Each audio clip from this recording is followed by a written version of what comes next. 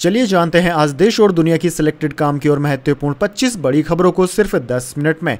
हिंदुओं पर हमले बंद होने तक बांग्लादेशी नागरिकों की एंट्री बैन। असम की बराक घाटी के होटलों का बड़ा फैसला। जी हां दोस्तों, असम की बराक घाटी में होटल और रेस्तरां मालिकों ने यह घोषणा कर दी कि जब तक बांग्लादेश में हिंदुओं और अल्पसंख्यक समुदायों के लोगों पर हमले बंद नहीं हो जाते तब तक वे बांग्लादेशी नागरिकों को सेवाएं नहीं देंगे। दरअसल दोस्तों, बराक घाटी असम का एक क्षेत्र है जिसमें कछार, करीमगंज और हैलाकांडी जिले शामिल है। यह बांग्लादेश के सिलहट क्षेत्र के साथ 129 किलोमीटर लंबी सीमा साझा करता है। चलिए दोस्तों, जान लेते हैं अगली खबर। अजीत पवार की 1000 करोड़ की जब्त संपत्ति रिलीज होगी। ट्रिब्यूनल बोला बेनामी लेन देन नहीं हुआ। आयकर विभाग ने 2021 में सीज की थी। जी हां दोस्तों, महाराष्ट्र के डिप्टी सीएम पद की छठी बार शपथ लेने के 2 दिन बाद अजीत पवार की जब्त बेनामी संपत्ति रिलीज करने का आदेश आ गया। मीडिया रिपोर्ट्स के मुताबिक दिल्ली के आयकर विभाग ट्रिब्यूनल ने पवार की 1000 करोड़ से ज्यादा की संपत्ति को फ्री कर दिया है। 7 अक्टूबर 2021 में छापेमारी के दौरान IT डिपार्टमेंट ने इन संपत्तियों को जब्त किया था। इनमें अजीत पवार की पत्नी सुनेत्रा पवार और बेटे पार्थ पवार की भी संपत्तियां हैं। वहीं दोस्तों, ट्रिब्यूनल ने संपत्तियां मुक्त करने का आदेश सुनाते हुए कहा कि संपत्तियों को लेकर कोई गैरकानूनी हेरफेर होने का सबूत IT डिपार्टमेंट पेश नहीं कर पाया है। चलिए दोस्तों, जान लेते हैं अगली खबर। पंचकुला में बोले JP नड्डा, 100 दिन है महत्वपूर्ण। शुरू हो गया प्रधानमंत्री TB मुक्त देश अभियान। CM सैनी ने कहा 18,000 पंचायतें TB मुक्त होंगी। जी हां दोस्तों, केंद्रीय स्वास्थ्य एवं परिवार कल्याण मंत्री जगत प्रकाश नड्डा हरियाणा दौरे पर पंचकुला पहुंचे। उन्होंने पंचकुला में स्वास्थ्य एवं परिवार कल्याण मंत्रालय के राष्ट्रीय TB उन्मूलन कार्यक्रम के तहत भारत में तपेदिक TB की पहचान और मृत्यु दर की चुनौतियों से निपटने के उद्देश्य से एक व्यापक 100 दिवसीय अभियान का शुभारंभ किया है। कार्यक्रम के दौरान केंद्रीय मंत्री ने निश्चय मित्रों TB चैंपियन को सम्मानित किया। चलिए दोस्तों, जान लेते हैं अगली बड़ी खबर। केंद्र सरकार ने तमिलनाडु को 944 करोड़ की मदद भेजी। फेंगल तूफान के भरपाई के लिए CM स्टालिन ने केंद्र से 2000 करोड़ मांगे थे।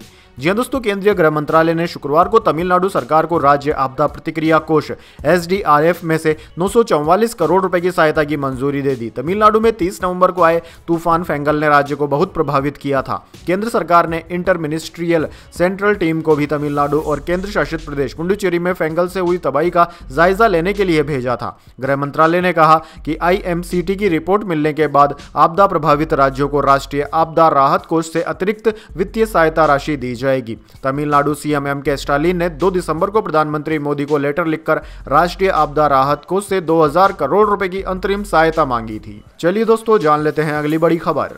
ममता बनर्जी बोली इंडिया ब्लॉक मैंने बनाया, मौका मिला तो लीड करूंगी। सपा और शिवसेना UBT ने समर्थन किया। भाजपा बोली विपक्ष को राहुल पर भरोसा नहीं। जी हां दोस्तों, पश्चिम बंगाल की मुख्यमंत्री ममता बनर्जी ने हरियाणा, महाराष्ट्र और उपचुनावों में इंडिया ब्लॉक के खराब प्रदर्शन को लेकर नाराजगी जताई है। उन्होंने एक इंटरव्यू में कहा कि मैंने इंडिया गठबंधन बनाया, इसका नेतृत्व करने वाले इसे ठीक से नहीं चला सकते, तो मुझे मौका दें, मैं बंगाल से ही गठबंधन का नेतृत्व करने के लिए तैयार हूं। दरअसल दोस्तों, ममता बनर्जी के बयान का शिवसेना UBT के सांसद संजय रावत और समाजवादी पार्टी ने भी समर्थन किया है। रावत ने शनिवार को कहा कि हम भी चाहते हैं कि वे विपक्षी इंडिया गठबंधन की प्रमुख भागीदार बने, चाहे वह ममता बनर्जी हो, अरविंद केजरीवाल हो या शिवसेना। हम सभी एक साथ हैं। हम जल्द ही कोलकाता में ममता बनर्जी के साथ बात करने जाएंगे। चलिए दोस्तों, जान लेते हैं अगली बड़ी खबर। हरियाणा कांग्रेस प्रभारी ने टिकट वितरण में गलती कबूली। बोले 10 से 15 सीटों पर गड़बड़ी हुई। दलाल ने कहा 2025 में बीजेपी सरकार गिरेगी, कांग्रेस आएगी। जी हां दोस्तों, हरियाणा विधानसभा चुनाव में मिली हार के बाद पार्टी ने शनिवार को दिल्ली में तीसरी बार मंथन किया। मीटिंग में हरियाणा कांग्रेस के प्रभारी दीपक बाबरिया भी शामिल हुए। उनका कहना है कि बीमारी के कारण मैं पिछली मीटिंगों में शामिल नहीं हो पाया था। बाबरिया ने आगे बताया कि चुनाव में 10 से 15 सीटों पर टिकट वितरण गलत हुआ है। अगर सब मेरा दोष मान रहे हैं तो मैं अपनी जिम्मेदारी छोड़ सकता हूं। मैंने तो अपना इस्तीफा भी पेश कर दिया था। काउंटिंग के दिन मुझे सुबह ही मैसेज आए थे कि कुछ सीटों पर धांधली हो रही है। वो मैसेज मैंने प्रदेश अध्यक्ष उदय भान को भेज दिए थे। चलिए दोस्तों, जान लेते हैं अगली खबर। Mahadev betting app case. ED ने अटैच की प्रोमोटर्स की 388 करोड़ की संपत्ति। अब तक 2295 करोड़ की प्रॉपर्टी कर दी गई है कुर्क। जी हां दोस्तों, परिवर्तन निर्देशालय के रायपुर क्षेत्रीय कार्यालय ने 5 दिसंबर को मनी लॉन्ड्रिंग निरोधक अधिनियम के तहत एक अस्थायी कुर्क आदेश जारी किया। इसमें महादेव बेटिंग ऐप मामले में 387.99 करोड़ रुपए की अतिरिक्त संपत्तियां जब्त की गई है। जब्त की गई संपत्तियों में चल अचल संपत्तियां भी शामिल है। इनमें मॉरिशस स्थित कंपनी टानो इन्वेस्टमेंट अपॉर्चुनिटीज फंड द्वारा फॉरेन पोर्टफोलियो इन्वेस्टमेंट और प्रत्यक्ष विदेशी निवेश FDI के माध्यम से हरिशंकर तंब्रेवाल से संबंधित निवेश भी शामिल है। चलिए दोस्तों, जान लेते हैं अगली बड़ी खबर। कश्मीर के 9 जिलों में पारा माइनस में, सबसे कम जो जिला में -19 डिग्री सेंटीग्रेड। यूपी समेत 17 राज्यों में कल से कोहरा, 77 ट्रेनें रद्द हुई। जी दोस्तों, जम्मू कश्मीर में ठंड बढ़ने से पारा माइनस में चला गया। जम्मू के 2 और कश्मीर के 9 जिलों में माइनस में पारा रिकॉर्ड किया गया है। जो जिला में सबसे ज्यादा ठंड है, जहां तापमान -19 डिग्री रिकॉर्ड किया गया। दरअसल दोस्तों, शोपिया में -4.5 डिग्री, पहलगाम और बांदीपोरा में -4.3 डिग्री टेम्परेचर है। श्रीनगर में भी पारा -4.1 डिग्री सेल्सियस पर पहुंच गया। मैदानी इलाकों में 3.8 डिग्री के साथ पंजाब का आदमपुर सबसे ठंडा रहा। वहीं दोस्तों, दिल्ली में आज सुबह 7.1 डिग्री तापमान के साथ सीजन की सबसे ठंडी सुबह रिकॉर्ड की गई। वहीं दोस्तों, इसके अलावा मुंबई, दिल्ली और उत्तर प्रदेश के कई इलाकों में सुबह कोहरा भी छाया रहा। बढ़ते कोहरे की वजह से उत्तर रेलवे ने 77 ट्रेनें 28 फरवरी तक रद्द कर दी है। इनमें 36 ट्रेनें दिल्ली डिवीजन की हैं। चलिए दोस्तों, जान लेते हैं इसके बाद अगली बड़ी खबर। पुष्पा 2 ने 2 दिनों में वर्ल्ड वाइड 415 करोड़ रुपए कमाए। शाहरुख खान की फिल्म जवान का रिकॉर्ड तोड़ा, भारत में 265 करोड़ से ज्यादा की कमाई की।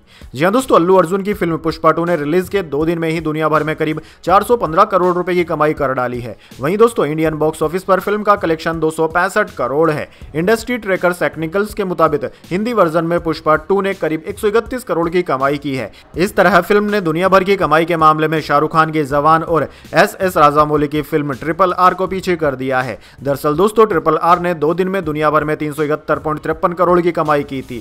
फिल्म जवान की बात करें तो इसने 2 दिन में दुनिया भर में 239.47 करोड़ की कमाई की थी।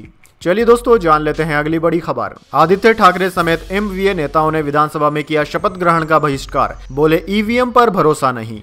जी हां दोस्तों, महाराष्ट्र में विपक्षी महाविकास आघाड़ी के सदस्यों ने शनिवार को विधानसभा के 3 दिवसीय विशेष सत्र के पहले दिन विधायक के रूप में शपथ नहीं लेने का फैसला किया है। उन्होंने हाल ही में हुए राज्य चुनाव में EVM के दुरुपयोग का आरोप लगाया। राज्य विधानमंडल के निचले सदन का विशेष सत्र सुबह 11 बजे शुरू हुआ। मुख्यमंत्री देवेंद्र फडणवीस और उनके उप मुख्यमंत्री एकनाथ शिंदे और अजित पवार समेत सत्तारूढ़ दलों के कई सदस्यों ने विधानसभा सदस्य के रूप में शपथ ली। हालांकि विपक्षी दलों कांग्रेस, शिवसेना, UBT और NCP शरद पवार के सदस्यों ने शपथ नहीं लेने का फैसला किया है। चलिए दोस्तों, जान लेते हैं अगली बड़ी खबर। एस जयशंकर बोले, अब भारत पहले जैसा नहीं रहा। पहले 26/11 हमले पर कोई एक्शन नहीं हुआ। हमने पाकिस्तान को उरी और बालाकोट का अब जवाब दे दिया है। जी हां दोस्तों, विदेश मंत्री एस जयशंकर ने एक निजी कार्यक्रम में भारत की डिफेंस पॉलिसी से लेकर कई मुद्दों पर बातचीत की। उन्होंने कहा कि अब भारत वो पहले वाला भारत नहीं रहा है, पहले जो हुआ करता था। दरअसल दोस्तों, उन्होंने कहा कि 2008 में मुंबई के 26/11 आतंकवादी हमले पर कोई एक्शन नहीं लिया गया था, लेकिन हमने उरी और बालाकोट हमला होने पर पाकिस्तान को जवाब दिया है। चलिए दोस्तों, जान लेते हैं अगली बड़ी खबर। दिल्ली की कानून व्यवस्था बदहाल है, अरविंद केजरीवाल ने साधा केंद्र सरकार पर निशाना। जी हां दोस्तों, देश की राजधानी दिल्ली से लगातार मर्डर की खबरें आ रही है। आज सुबह दिल्ली के शाहदरा में एक बर्तन व्यापारी की गोली मारकर हत्या कर दी गई। दिल्ली के पूर्व CM अरविंद केजरीवाल ने इन घटनाओं को लेकर केंद्र सरकार पर निशाना साधा। उनका कहना है कि दिल्ली में कोई भी वर्ग सुरक्षित महसूस नहीं कर रहा है। दरअसल दोस्तों, आपकी जानकारी के लिए बता दें, दिल्ली की कानून व्यवस्था और पुलिस विभाग केंद्र सरकार के अंडर में आते हैं। चलिए दोस्तों, जान लेते हैं इसके बाद अगली बड़ी खबर। बाबरी विध्वंस मुद्दे पर महाराष्ट्र में इंडिया गठबंधन में फूट, समाजवादी पार्टी MVA से अलग हुई। शिवसेना UBT से कहा, आप में और BJP में कोई फर्क नहीं। जी हां दोस्तों, बाबरी विध्वंस को लेकर शिवसेना के अखबार में दिए गए एक विज्ञापन और सोशल मीडिया पोस्ट की वजह से महाराष्ट्र में इंडिया गठबंधन में फूट मच गई है। दरअसल दोस्तों, समाजवादी पार्टी ने शनिवार को ऐलान किया कि वह महाराष्ट्र में MVA से अलग हो रही है। साथ ही यह भी कहा कि शिवसेना और भाजपा में कोई फर्क नहीं है। दरअसल दोस्तों, शिवसेना ने अखबार में विज्ञापन देकर बाबरी मस्जिद ढहाने वालों को बधाई दी थी। इसके साथ ही उद्धव ठाकरे के करीबी विलंद नावरेकर ने भी इसे लेकर X पर पोस्ट किया था। इसे लेकर महाराष्ट्र में समाजवादी प्रमुख अबू आजमी ने कहा कि शिवसेना ने अखबार में विज्ञापन देकर उन लोगों को बधाई दी जिन्होंने बाबरी मस्जिद ढहाई। उद्धव के करीबी ने X पर पोस्ट करके मस्जिद के ढहाए जाने की तारीफ भी की। हम MVA से अलग हो रहे हैं। मैं इस बारे में समाजवादी प्रमुख अखिलेश यादव से बात कर रहा हूं। चलिए दोस्तों, जान लेते हैं अगली बड़ी खबर। तुरंत बंद करो हिंदू विरोधी हमले, अमेरिकी नेता ने बांग्लादेश के हालात पर जताई चिंता।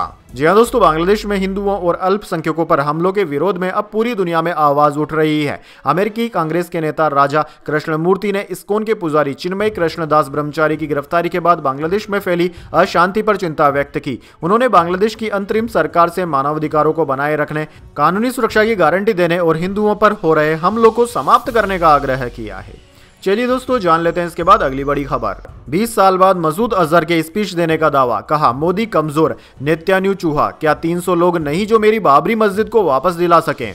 जी हाँ दोस्तों, पाकिस्तान में आतंकी संगठन जैश-ए-मोहम्मद चीफ मसूद अजहर के स्पीच देने का दावा किया गया है। दरअसल दोस्तों, बताया जा रहा है कि उसने बहावलपुर की मस्जिद में अपने समर्थकों के बीच भारत और प्रधानमंत्री मोदी के खिलाफ स्पीच दी। बाबरी मस्जिद का भी जिक्र किया। शुक्रवार को जब इस बारे में मीडिया ने सवाल किया तो भारतीय विदेश मंत्रालय के प्रवक्ता रणदीप जायसवाल ने कहा कि पाकिस्तान हमेशा कहता रहा है कि अजहर उसके देश में नहीं है। ऐसे में अजहर की स्पीच से पाकिस्तान का दोगलापन उजागर होता है।